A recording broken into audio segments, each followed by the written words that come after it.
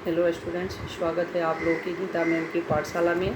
आज मैं आप लोगों के लिए लेकर आई हूँ क्लास 12 आरोह बुक से गद्य खंड से भक्तिन पाठ। जो भक्तिन पाठ है उसकी लेखिका का नाम है महादेवी वर्मा।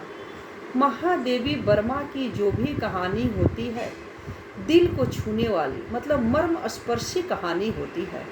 और ये ऐसी कहानी होती है जो बहुत सारी यादें इसकी रेखा चित्र में छुपी हुई है। तो ये कहानी इस प्रकार है। भक्ति जो है महादेवी वर्मा की एक प्रसिद्ध संस्मरणात्मक रेखा चित्र है, जो स्मृति की रेखाएं, स्मृति मतलब क्या होता है, यादें, जो स्मृति की रेखाएं नमक पुस्तक में संकलित है। लेखिका ने अपनी सेविका के अतीत और वर्तमान का परिचय देते हुए उसके व्यक्तित्व का मनोहारी चित्रण किया है। जो भक्तिन थी, कैसी है, क्या है, उनके सारे बारे में इसमें चित्रण किया गया है। भक्तिन का स्वरूप वर्णन, जो भक्ति का मतलब वर्णन था, कैसी थी, उन सारे चीज़ों का वर्णन किया है।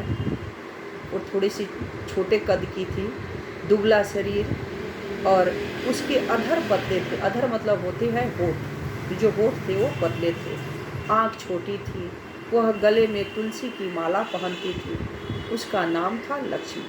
किंतु उसने अपने स्वामिनी से प्रार्थना की थी कि उसके नाम का प्रयोग न किया करे। स्वामिनी को मतलब महादेवी वर्मा से उन्होंने प्रार्थना किया था कि आप मुझे लक्ष्मी कहकर मत बुलाइएगा। अतः उसकी कंठी माला को देखकर लेखिका ने उसका नाम भक्तिन रख लिया। ये भक्तिन नाम देने वाली भी महादेवी वर्मा ही है। उसका नाम भक्ति नहीं था, उसका नाम था लक्ष्मी।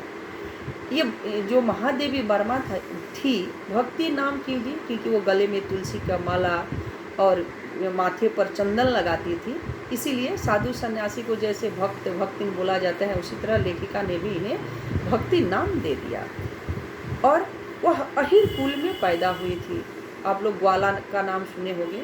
वह ग्वाला कुल में, यादव जो परिवार होता है, उन कुलों में पैदा हुई थी। सेवा धर्म में वह हनुमान जी से स्पर्धा करती थी। वह हनुमान जी का पूजा करती थी और हनुमान जी में उनकी बहुत आस्था थी और उनकी दिल से पूजा करती थी। अब इस कहानी में एक पहला परिच्छेद होता है, पहला जो भाग होता है वो इस प्रकार है। झूसी गांव में एक अहिर थी। जो झूसी गांव था, मतलब झूसी में कौन, जहाँ ये पैदा हुई थी, कौन, भक्ति। तो झूसी गांव में एक एकलौती बेटी लक्ष्मी का लालन पालन उसकी सौतेली माँ ने किया। क्योंकि जो भक्ति थी उसके जन्म होते ही उनकी माँ की मौत हो चुकी थी, तो उनके पिताजी ने दूसरा शादी कर लिया था।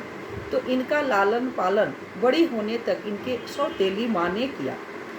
5 वर्ष की उम्र में ही इस कन्या का विवाह हड़िया ग्राम के एक गोपालक के छोटे पुत्र के साथ हो गया। गोपालक भी अहिर जाति को ही बोला जाता है। उनके बेटे से भक्तिन की शादी हो गई। वे 9 वर्ष की उम्र में गौना हो गया। भक्ति की विमाता ने उसकी पिता के मृत्यु का समाचार देर से भेजा। मतलब इस कहानी को मैं संक्षेप में सुना रही हूँ। जब 9 वर्ष में भक्तिन की गौना हो गई, वो ससुराल चली गई। जब वो ससुराल चली गई तो इनके पिता का मौत हो गया। जो इनकी कुमाता मतलब सौतेली माँ, जो माँ थी, इनको खबर भी नहीं दी। बहुत देर के बाद इन्हें खबर भेजी। भक्तिन की विमाता उसके पिता की मृत्यु का समाचार देर से भेजा और जो उनकी सास थी भक्तिन का, वह रोने धोने के डर से अपनी बहू को ये समाचार नहीं बताई। और ऐसे ही एक दिन अचानक बोली कि लक्ष्मी, तुम्हें बहुत दिन हो गया अपने मायके से आए हुए, अपने पीहर से आई हो, तुम जाओ अपने पीहर से एक बार घूम आओ। इसी बात पर भक्ति ने अपनी पीहर गई। तो जब वह जा रही थी, जब वहाँ लोगों ने देखा कि वो भक्ति अपने घर आ रही है, तो लोगों ने बोला कि अरे अब आई, तुम्हें तभी आना था, अब आई। ये बातों से उनके मन में बहुत चोट लगा, बहुत दुख लगा कि आखिर ये लोग ऐसे क्यों बोल रहे हैं। जब वहाँ पर घर पर गई तो जब विमाता थी, जो उसकी सौतेली माँ था, उसका कटु व्यवहार देखकर और इस तरह का जो विच्छेद की थी कि अपने पिता की मौत के बाद भी इन्हें खबर नहीं दी थी, इन सब चीज़ों को देखकर लक्ष्मी को बहुत दुख हुआ और वहाँ जाकर उनके घर का एक गिलास पानी भी नहीं पिया और उल्टे पैर न बैठी न पानी पी और उसी तरह अपने घर चल गई। ये पहला परिच्छेद हो गया। अब दूसरा परिच्छेद फिर शुरू होता है। ये भक्तिन के जीवन में कई सारे परिच्छेद उभर कर आए हैं। पहला परिच्छेद में ये था कि भक्तिन कहाँ पर जन्म हुआ था, किसकी बेटी थी, किस जाति से थी, किसके साथ विवाह हुआ था, उसकी पालन पोषण किसने किया था, सारी चीज़ पहला परिच्छेद में हो गया। अब दूसरे परिच्छेद में चलते हैं। दूसरा परिच्छेद, जीवन के इस भाग में भक्तिन को सुख नहीं मिला। दूसरा परिच्छेद कब शुरू हुआ? शादी के बाद से। जब भक्तिन का शादी हुआ उसके बाद से उसको सुख नहीं मिला। उसकी लगातार 3 लड़कियां पैदा हुई। सास ने जिठानियों से उसकी उपेक्षा करना शुरू कर दिया। आप लोग जानते हो भारतीय समाजों में ऐसी है कि जिसकी 1-2 लड़कियां होती है उसको लोग थोड़ा निंदनीय दृष्टि से देखते हैं, हेय दृष्टि से देखते हैं। वही हाल भक्तिन के साथ भी हो गया। भक्तिन को एक एक करके 3 बेटियां हो गई। तब इनकी सास और जेठानियां मिलकर इन्हें मतलब उपेक्षा करने लगी, इन्हें शर्मसार करने लगी। सास के भी 3 कमाऊ बेटे थे। जो लक्ष्मण के हस्बैंड थे, उनके हस्बैंड थे वो 3 भाई थे। जेठानियों के भी पुत्र ही थे। जो उनकी जेठानियाँ था उनको पुत्र थे और लक्ष्मण को पुत्री थी। अतः जेठानियाँ मौज करती थी। जेठानियाँ बहुत आराम करती थी, ऐश करती थी। इनके लड़के खेलते थे, कूदते थे और भक्तिन से क्या किया जाता था कि घर का सारा काम कराया जाता था। इनकी बेटियों से भी काम कराया जाता था। लेकिन जो लक्ष्मी की बेटियां थी, इन लोगों को खेलने नहीं दिया जाता था। इन लोगों से काम कराया जाता, भक्तिन से काम कराया जाता था। ठीक उसी जगह पर इनकी जो जेठानियाँ था वो ऐसा आराम करती थी। इनके बेटे खेलते कूदते थे और ये चीज़ भक्ति सिंह और उनकी बेटियों से वंचित कर दिया गया था। जो दूध, दही, मक्खन, मलाई होता था वो सब जेठानियाँ अपनी बेटे को खिला देती थी। भक्तिन को बेटियों को कुछ नहीं मिलता था, सिर्फ उनकी छाछ मिलती थी और बाजरे की रोटी मिलती थी। जो भी अच्छे अच्छे खाने थे सब उनके जेठानियों को बच्चे को दे दिया गया था। इस परिस्थिति में भी अच्छा यही थी कि उसका पति जो था बहुत परिश्रमी था। कौन? किसका पति? लक्ष्मी का जो पति था वह बहुत परिश्रमी था। और ये जो लक्ष्मी थी ये भी बहुत मेहनती थी, बहुत तेजस्विनी थी। और जो इसका पति था ये सच्चे मन से भक्तिन को प्रेम करता था।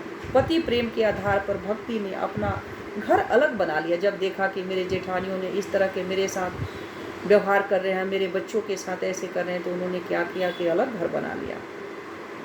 उस परिवार से पृथक होते ही, पृथक मतलब अलग, पृथक होते ही गाय, भैंस, खेत खलिहान, अमराई के पेड़ आदि सब ठीक ठाक मिल गए और दोनों पति पत्नी दोनों खुशी से प्रेम से रहने लगे। क्योंकि दोनों परिश्रमी थे, खेतों में भी खूब काम करते थे, अपने जो गाय भैंसी थे उनको भी खूब खिलाते थे, पिलाते थे। अब इन लोगों का जो दुखी जीवन था वो संपन्नता में विलीन हो गई, संपन्नता में आ गई। मतलब जो पहले दुखी थे वो सुख सुविधा से आराम जीने लगे। पति ने बड़ी लड़की का शादी धूमधाम से कर दी। जो लक्ष्मी का पति था, मतलब भक्तिन का जो पति था, वो जो बड़ी लड़की थी भक्तिन का, उसका शादी बहुत धूमधाम से कर दी। दोनों छोटी लड़कियां अभी बालिका ही थी। दुर्भाग्य से भक्तिन विधवा हो गई। अब क्या हुआ? किसी वजह से ये जो भक्तिन का पति था वो भी मारा गया। भक्तिन बेचारी किस्मत की मारी विधवा हो गई। उस समय स्वयं उसकी उम्र सिर्फ 29 वर्ष की थी, 39 वर्ष की थी। और परिवार वालों ने संपत्ति के लालच में भक्तिन के सामने दूसरे विवाह का प्रस्ताव कर दिया था। अब इनके परिवार वाले थे, इनको संपत्ति से बहुत प्रेम था, तो इन्होंने भक्तिन को बोला कि आप दूसरी शादी कर लो, आप इतनी कम उम्र में अपना जीवन यापन कैसे करोगे। लेकिन भक्तिन ने ऐसा नहीं किया। भक्ति ने स्पष्ट मना कर दिया। उसने अपनी केस कटवा दिए और गुरु से मंत्र लेकर कंठी माला गले में धारण कर लिया और दोनों छोटी लड़कियां की भी शादी कर दी और पति के द्वारा चुने हुए बड़े दामाद को घर जमाई बनाकर रख दी। मतलब जो भक्तिन की बड़ी लड़की थी उनका शादी भक्तिन के हस्बैंड ने ही की थी। तो लक्ष्मी भी क्या की कि जो बड़े जमाई थे उनको घर जमाई, मतलब अपना घर संभालने के लिए उनको घर जमाई बनाकर अपने पूरे जो ज़मीन जीविका गाय भैंस सब थी, इसका उन्हें उनको मतलब इनकी मालिक बना दिया और पूरे कार्यभार भक्तिन के पति ने देख लिया। तो आगे मेरी वीडियो कैसे लगी आप लोग प्लीज़ शेयर कीजिएगा, लाइक कीजिएगा, कमेंट में ज़रूर बताइएगा। कमेंट में आप लोग जब तक नहीं बताइएगा मैं नहीं समझ पाऊँगी कि मेरी वीडियो आप लोगों को समझ में आ रही है कि नहीं आ रही, अच्छी लगी ना कैसी लगी। तो आप लोग प्लीज़ ज़्यादा से ज़्यादा कमेंट कीजिए और सब्सक्राइब करना ना भूलें। Thank you.